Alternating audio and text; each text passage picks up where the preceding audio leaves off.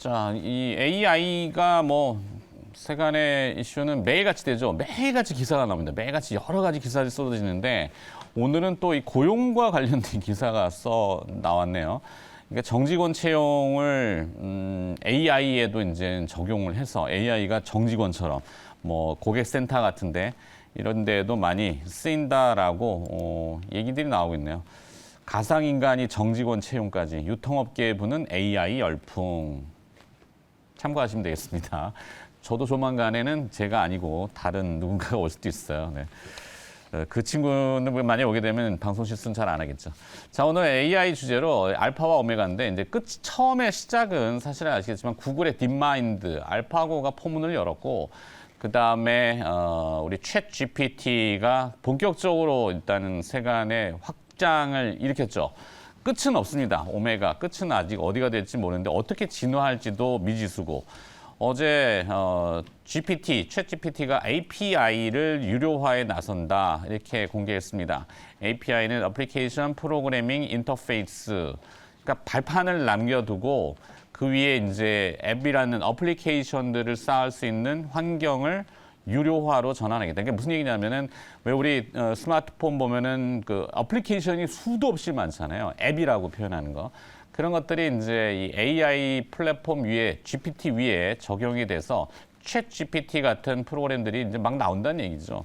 자, 그러면 무수한 그 관련된 이슈가 될 거면 특히 이제 헬스케어 분야 오늘 아침에 애플이 실적을 내놨는데 일단은 디바이스 판매는 중국 때문에 좀 부진했습니다.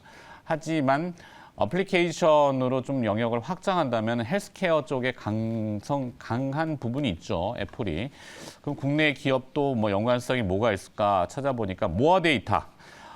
일단 정부도 AI에 대한 중요도를 인지하면서 정부가 보유한 데이터들을 개방하고 확장한다고 합니다. 그 연관된 산업으로 모아 데이터가 시장에서는 좀 언급이 됐는데 이 모아 데이터는 상장 전부터 AI 원천 기술을 활용한 다양한 사업 확장을 하고 있죠. 이익이 나는 AI 기업이고요. 이 개인 건강 관리를 위한 의료적 접근성을 높이는 이 AI 예측 서비스 플러핏이라고 합니다. 플러핏이라고 하는 제품을 가지고 있어요. 이건 이제 신체 나이를 측정하고 질병을 예측하는 서비스에 AI 기술을 적용한 그 앱까지는 아닌데 아마 애플리케이션이 이제는 조만간 앞서도 GPT가 API를 공개함으로써 충분히 활성화될 거라고 봅니다. 거기에 이제 애플 같은 디바이스 업체하고 연동이 되고 삼성의 뭐 갤럭시 시리즈 같은 스마트폰으로도 많이 진출이 될 거라고 분명히 보여요. 기존에는 이제 이 회사가 수익성을 내고 있는데 제품군이 두 개입니다. 이 엔터프라이즈 기업군이 있고 그다음에 개인은 좀 전에 말씀드렸던 플러핏이라고 하는 헬스케어 쪽이 있고 기업군은 메타 온 포캐스트 AI를 통해서 요즘 이상 탐지 기능, 그러니까 AI를 잡아내는 AI 이런 것도 있잖아요. 요즘 AI로 논문도 쓰고 뭐 숙제도 하고 자소서 면접 볼 때 자기소개서도 AI 챗 GPT를 통해서 씁니다. 면접관들이 읽어보고 감동받았다고 하잖아요.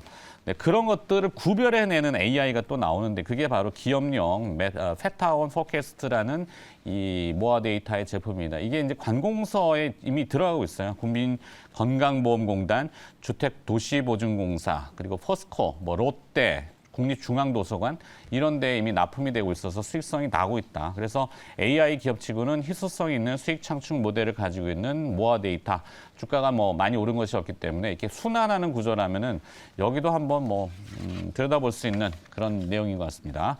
자, 한 발은 여기까지. 그다음에 이제 두 분과 함께 개장을 같이 가야 되는데 리워드홀딩스 김성훈 이사 나와 있고요. 뉴스타의 유창희 대표도 함께합니다. 어서 오세요. 안녕하십니까? 네.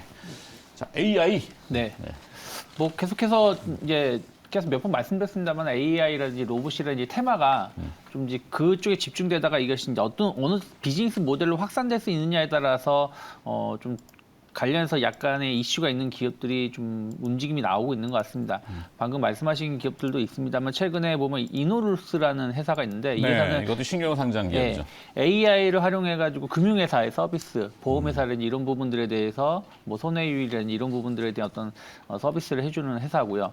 또 상장이 꽤 된 지가 오래된 회사 중에 하나가 라이프 시멘틱스라는 회사가 있어요. 이 회사도 이제 약간 이제 만약에 제가 어떤 질병에 걸리게 된다라면 그 질병이 어느 병원에 또 어떤 의사에 뭐 이런 쪽으로 좀 치료가 잘 할 수 있다. 이런 부분들을 서비스를 해주는 회사거든요. 이런 부분들이 또 AI로 또 이제 접목될 수가 있는 부분들이 좀 있다라는 것이죠. 그래서 거기에 고민을 많이 덜어주는 그렇죠. 거죠. 그래서 그런 부분들이 이제 단순하게 예전에는 이제 이런 것을 일일이 뭐 지인을 통해서 알아보든가 검색을 했었던 부분들을 이렇게 서비스로 해두다 보니까 이런 쪽에 이제 매출이 좀 발생할 수 있다라는 것, 또 앞으로 기대가 성장 모멘텀이 발생할 수 있다라는 기대감으로 주가가 반응을 하고 있기 때문에 이런 쪽에 대해서 약간 이슈가 있을 수 있는 거, 혹은 좀 종목을 찾아서 좀 중장기적인 관점, 단기적인 게 아니라 중장기적인 관점에서 바라보시면 좋은 결과 볼 수 있지 않을까 판단하고 있습니다. 그렇죠. 기업은 어찌됐건 테마, 모멘텀도 좋지만 수익성, 숫자로 증명을 해내야 되는 그런 게 있기 때문에. 자, 뭐 김성훈 이사는 AI로 갈까 아니면 동시호가 접수로 갈까? AI 동시호가 상황들은 어때요? AI 기업들? 네, 뭐 나쁘지 않습니다. 키움증권에서 오늘 AI 관련 기업에 대해서 조금 정리를 한 것 같아요. 그래서 네. 뭐 혁신 기술로 무장한 중소형 AI 기업에 주목하자라는 내용이 나왔고, 뭐 코난 테크놀로지, 플리토, 솔트룩스, 셀바스 AI, 마인즈랩 같은 종목에 대해서 좀 간략하게 소개를 했고요.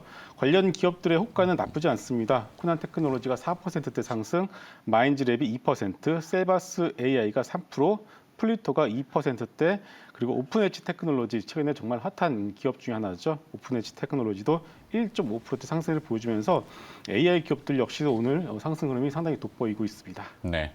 AI. 네. 하여튼 식지 않는 끊이지 않는 시장의 관심인데, 뭐, 워낙 챗 GPT 서비스로 놀라움이 있어서. 자, 그러면 이제 그 얘기는 뭐, 개장하고 또 관련된 기업들의 움직임이 있으면 보도록 하겠고.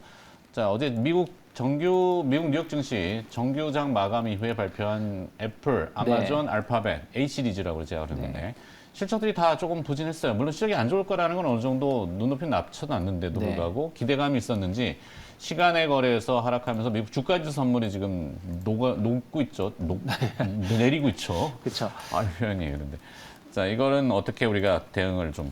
엄밀히 따지자면 어저께 이제 미국 증시가 개장하고 나서, 그러니까 동시호 시간 외에서 많이 오르고 있었기 때문에 개장하고 나서 올라갔었던 부분들을 다 되돌림이 나왔습니다. 2% 정도 어쨌든 고점 대비해서 눌림이 좀 나오고 있는데, 일단 애플 같은 경우는 테슬라랑 좀 비슷하다고 보시면 될 것 같아요. 중국 관련해 가지고 계속 셧다운 때문에 생산이 더뎠던 부분들이 좀 있었죠. 그래서 뭐 애플 신제품 같은 경우, 아이폰 같은 경우 뭐 대기 기간이 뭐 한 달 반 이상 길어졌던 부분들이 있었기 때문에 이것이 좀 매출로 영향을 받았다. 그러니까 제 생각에는 인기가 없어서 너무 비싸거나 뭐 제품의 업그레이드가 덜 돼 있어서 수요가 줄었다기보다는 공급이 생각했던 것보다 많이 못하지 않았나 좀 판단하고 있고요. 그리고 구글 같은 경우는 AI 관련해서 비즈니스 모델을 확대하겠다라고 했는데 중요한 거는 그런 비용이 많이 들어갈 수 있다는 것이죠. 당장 수익 모델이 없다 보니까. 네. 그런 거에 대해서 약간 우려감을 좀 표현했다 생각하고 있고요. 아마존 같은 경우도 약간 매출이 좀 둔화되는 부분들에 대해서 걱정거리가 있는 것 같아요. 사실은 메타도 엄밀히 따지면 실적이 썩 좋았었던 건 아니에요. 근데 시가총액의 한 10% 가까운 금액을 자사주를 매입하겠다는 소식이 나오면서 20%가 오른 거거든요. 그래서 약간의 기술주에 대한 우려감들이 좀 있었던 것들이 실적에 이제 반영이 되는데 저는 이것이 당장 뭐 추세를 막 이탈하면서 뭐 폭락으로 갈 가능성은 좀 제한적이고 그렇죠. 일단은 실적 본장을 또 열어봐야 그렇죠. 본장 되니까. 열어봐야 된다. 그래서 오늘 하루 정도는 약간의 뉴욕 증시가 조정받을 수 있겠습니다만 워낙에 3일 동안 많이 올랐기 때문에 우리나라도 그러다 보니까 일단 동시효과가 그렇게 크게 흔들림이 없지 않나 좀 판단하고 있습니다. 네. 자, 그렇죠. 일단은 뉴욕 시간의 거래는 아침에 개장하고 오전 중이면 아마 대충 반영이 될 것 같고 뉴욕 본장. 오늘 저녁에 뉴욕은 매크로하고 마이크로가 충돌할 거면 매크로는 고용지표니까 고용지표 눈높이는 지금 낮아 있으니까. 자, 개장이 다가왔습니다. 우리 일단 개장 준비 들어가겠습니다.